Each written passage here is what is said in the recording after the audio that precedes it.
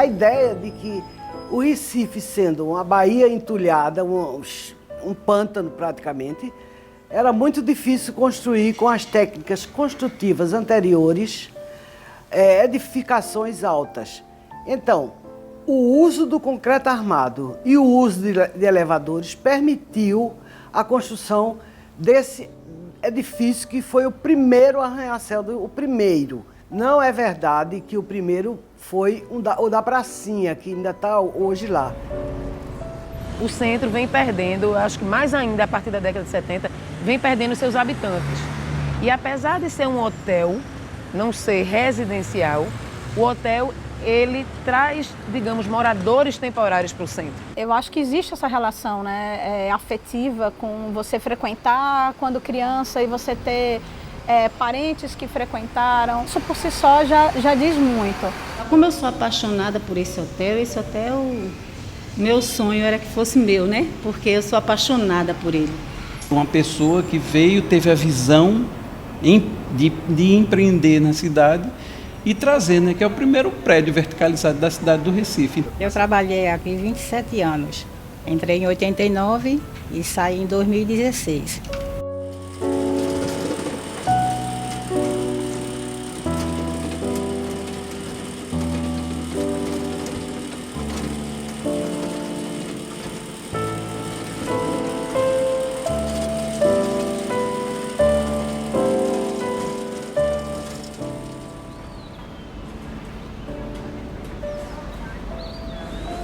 Foi a primeira administração na época, quando eu entrei. Que trabalhei no restaurante, depois essa administração saiu, aí veio outra administração. Aí trabalhei para ele 10 anos. Aí depois dessa administração, ainda passei por a recepção, trabalhei quase 3 anos. Aí foi quando o seu Reginaldo, Dona Cátia e Dona Marília assumiu o hotel. Eles não quiseram mais alugar, aí eles assumiram. Minha bisavó morava aqui na outra rua, então desde criança que eu passo por aqui. E ele é uma referência para muita gente, né? Uma referência até visual. É o Prédio Rosa, o Hotel Rosa. Embora pouca gente conhecesse ele por dentro, mas ele sempre foi uma referência.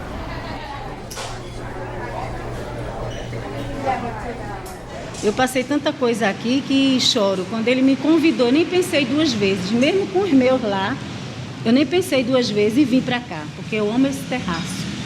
Eu amo esse hotel de todos os jeitos, eu amo. Aí quando ele me convidou, nem pensei 2 vezes, eu disse eu vou.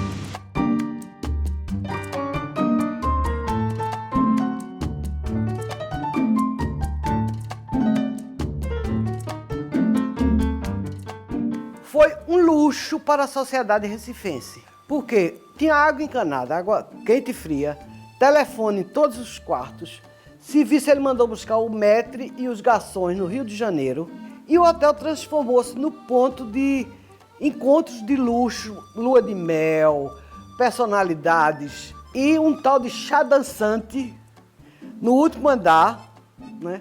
Com orquestra permanente, e a Jeunesse Dorée, quer dizer, a Juventude Dourada do Recife frequentava.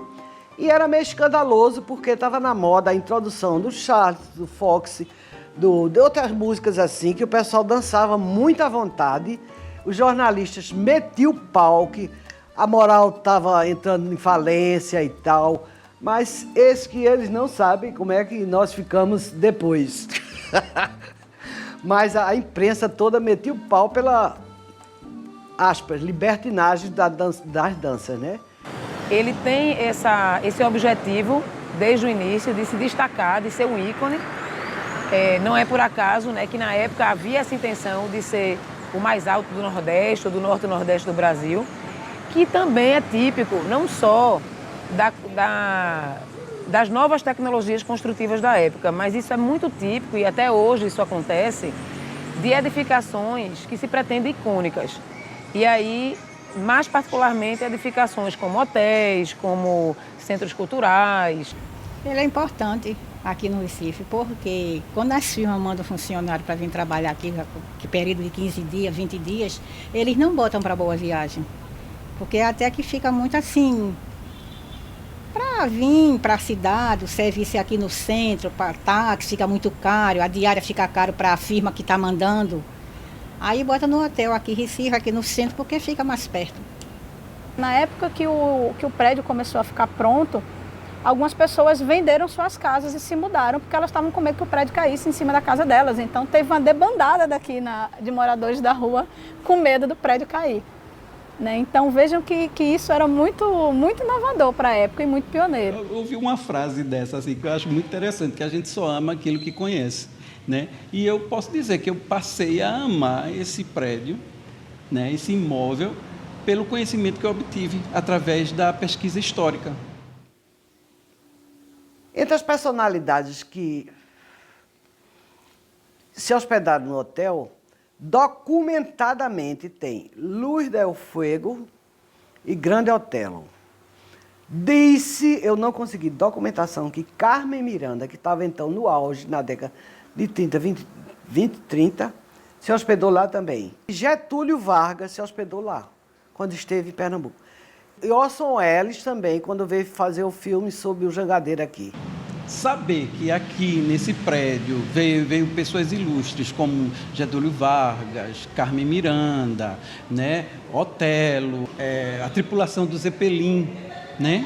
Isso é fantástico para mim, assim. E isso está preservado hoje nas paredes, né? Na sua história.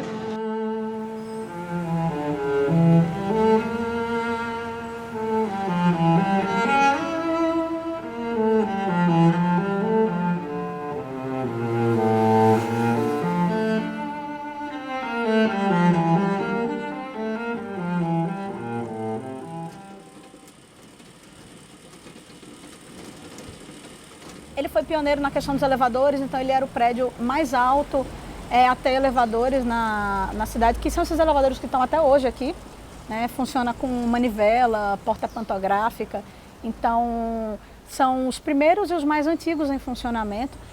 Ele foi também pioneiro no uso do concreto armado, né? Então para a gente como arquiteto, né, na área de engenharia também, a gente sabe que o concreto armado ele abriu um leque de possibilidades construtivas que só possíveis com essa tecnologia. Nesse sentido, a gente pode observar uma coisa que é muito interessante. O peitoril dele, ele termina acima do nível dos olhos, que é uma média de 1,5 m, 1,60 m. Mas nem por isso ele é hostil à escala humana.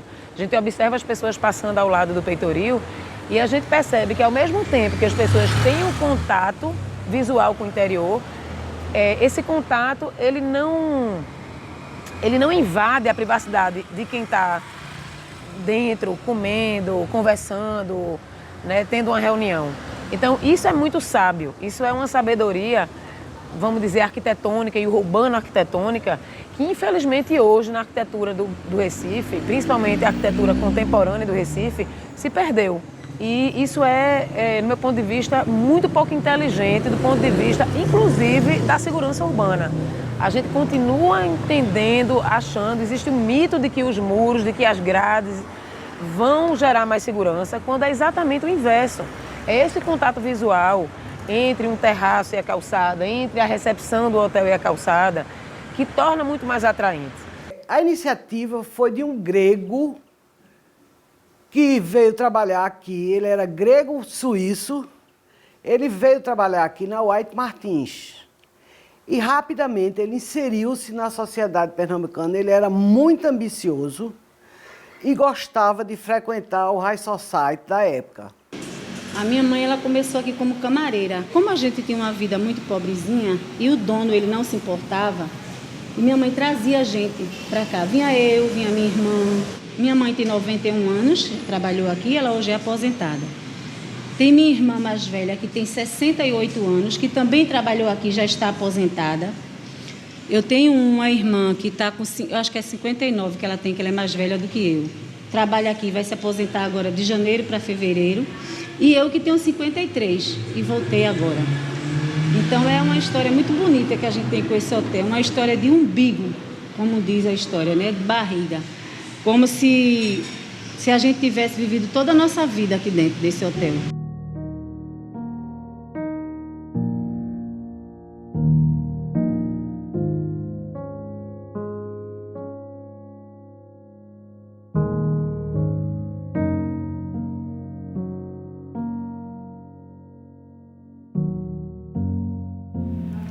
um certo dia eu conheci seu Reginaldo, que é o dono, o administrador e dono do hotel, né? E daí eu propus a ele, como eu venho trabalhando com várias áreas culturais, né, desde música, literatura, teatro mesmo e patrimônio, formamos uma equipe de trabalho. E aí eu já trabalhava com o produtor Saturnino Araújo, que ele é produtor cultural e ele é morador da Boa Vista. E ele também tem essa ligação afetiva muito grande aqui com o hotel. Que a gente encontrou o imóvel em bom estado, mas com algumas descaracterizações. Ele sendo semi-tombado, ele já tinha todas as prerrogativas dentro de um prédio tombado. E com isso a gente pode colocar no Funcultura, que é um fundo de incentivo à cultura do estado de Pernambuco. E com isso a gente colocou o levantamento técnico, primeiro do hotel, né? E em seguida a aprovação do levantamento técnico, já teve o reconhecimento das plantas, já foram todas aceitas e tudo mais, a gente colocou para fazer o restauro. A gente fez uma prospecção pictórica, que ela pode ser vista aqui na fachada, que é uma raspagem das camadas de tinta. E nós encontramos 8 camadas de tinta de repinturas ao longo dos anos. Além disso, a gente tem também a parte de iconografia. A gente tem fotografias, a fotografia mais antiga dele é de 1932, eu acho, início da década de 30, só que são fotografias em preto e branco. Então a gente não tem a cor exata em fotografia, mas a gente consegue perceber algumas nuances. Por exemplo, pelas fotografias a gente via que as janelas eram mais escuras que as paredes. E quando a gente chegou aqui em 2013, que a gente começou o trabalho, era o contrário, as janelas eram brancas e as paredes eram rosa. Hábito da preservação, isso também não é passado, né? Não é ensinado, né? Nas escolas, né? E se há, é muito pouco. Quando a gente passa para esse lado, eu fico preocupado realmente, assim, porque a própria história conta, né? Não precisa nem eu citar para você nada, mas a própria história, se você for na história da cidade, para cá você vê, né? Como foi derrubado tantos prédios, tantas coisas, se passaram tantas avenidas.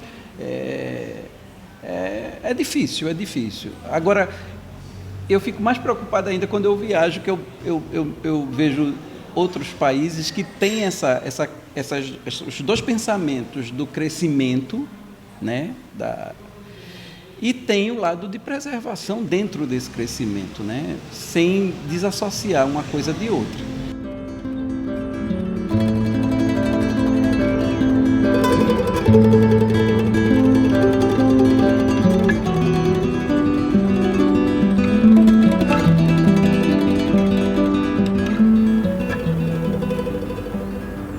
Seu Reginaldo, uma pessoa dessa idade, luta tanto por isso aqui. Luta tanto, porque ele luta muito por isso aqui. É de cortar o coração, de eu pensar que um dia isso aqui vai desaparecer de Recife. Vai desaparecer. Porque isso aqui, por aqui passaram-se muitas famílias, né? Muitas e muitas famílias. Além da história, a história artística de quem passou aqui, dos famosos, tem a história de quem trabalhava pelos bastidores, nos bastidores, para fazer isso aqui se manter vivo, né?